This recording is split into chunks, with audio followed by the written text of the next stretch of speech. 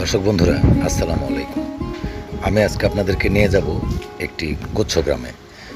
গুচ্ছগ্রামের মানুষরা কেমন আছেন, তারা কিভাবে চলেন, তাদের বাচ্চা কাচ্চারা কী করেন, পড়ালেখা করেন কিনা, সেগুলি আজকের এই ভিডিওতে আপনাদেরকে আমি দেখানোর চেষ্টা করব।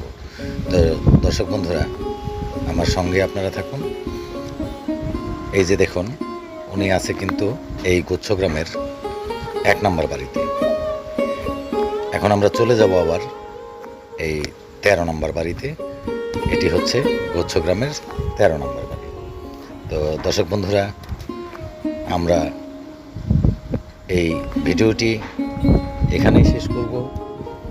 তো আপনারা আমার সঙ্গেই থাকুন। আর এই ভিডিওটি দেখতে হলে আমাদের লং ভিডিওতে যাবেন, গুচ্ছগ্রামের মানুষরা কেমন আছেন, কিভাবে আছেন।